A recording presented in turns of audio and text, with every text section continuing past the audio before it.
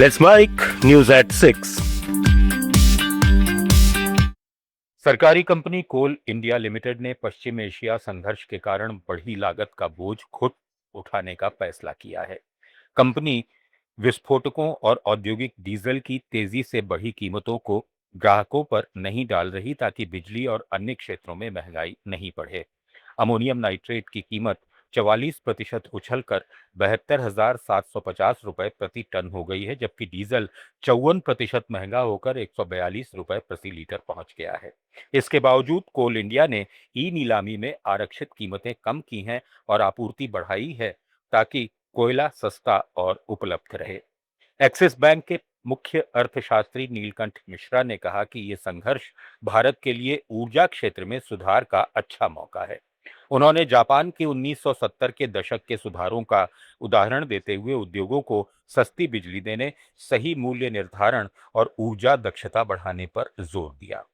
मिश्रा ने चेतावनी दी कि अगर कच्चा तेल $110 प्रति बैरल तक पहुंचा तो रुपया 100 के स्तर तक गिर सकता है।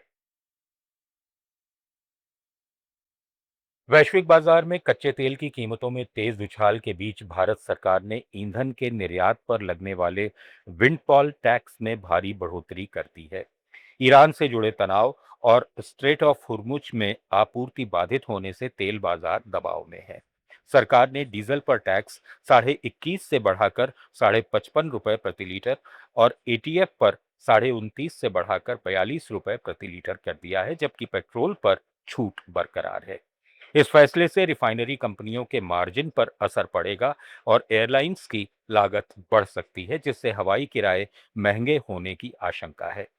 हालांकि सरकार यात्रियों को राहत देने के लिए एटीएफ पर वैट घटाने और एयरपोर्ट शुल्क में कटौती जैसे विकल्पों पर भी विचार कर रही है। पूर्वोत्तर भारत फार्मास्यूटिकल क्षेत्र का अगला बड़ा हब बन सकता है, जिससे क्षेत्र की अर्थव्यवस्था को नई गति मिलेगी। फार्मेसी काउंसिल ऑफ इंडिया के अध्यक्ष डॉक्टर मोंटू कुमार एम पटेल ने गुवाहाटी के असम रॉयल ग्लोबल यूनिवर्सिटी में इंस्पायर एंड इंटरैक्ट कार्यक्रम को संबोधित करते हुए कहा कि उद्योग और शिक्षा संस्थानों के बीच मजबूत सहयोग से छात्रों की पढ़ाई असल बाजार में मांगों से जुड़ सकेगी, जिससे नवाचार, उद्यमिता और नौकरियों का नया दौर शुरू होगा। डॉक्टर पटेल ने स्थानीय युवाओं से अपील की कि वे उभरते औद्योगिक अवसरों का फायदा उठाकर फार्मा सेक्टर में निवेश और स्किल्ड प्रोफेशनल्स की मदद से क्षेत्र को आत्मनिर्भर बनाएं। कार्यक्रम में पूर्वोत्तर के कई विश्वविद्यालयों के छात्र शामिल हुए। तमिलनाडु का 100 साल पुराना माचिस उद्योग, जो मुख्य रूप से सिवाकासी में केंद्रित है और राज्य के विरुधुनगर, थुथुकुडी और तिरुनेलवेली जिलों में कृषि और आतिशबाजी के बाद सबसे बड़ा रोजगार स्रोत है, अब सस्ते चीनी प्लास्टिक लाइटरों से गंभीर आर्थिक चुनौती का सामना कर रहा है। दक्षिणी तमिलनाडु भारत की करीब 90% माचिस बनाता है, लेकिन सीमित उपयोग वाले इन आयातित लाइटरों ने बाजार छीन लिया है, जिससे स्थानीय कारखानों की आय घट रही है। छोटी यूनिट्स बंद होने का खतरा बढ़ गया है और हजारों मजदूरों की नौकरियां प्रभावित हो सकती हैं। उद्योग ने विदेशी तकनीक पर निर्भरता कम कर सस्ती माचिस बनाई थी, लेकिन अब यह पारंपरिक क्षेत्र टिकाऊ विकास और स्थानीय अर्थव्यवस्था के लिए खतरे में है।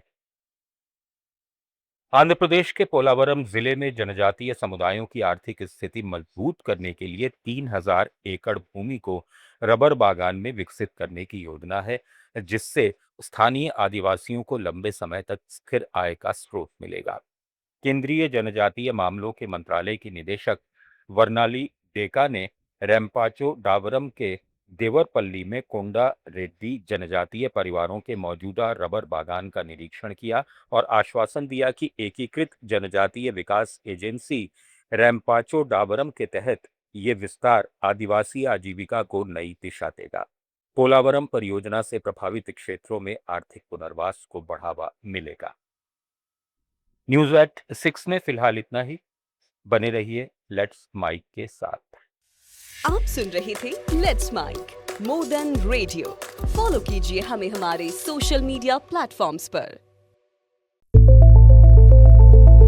It's time for news.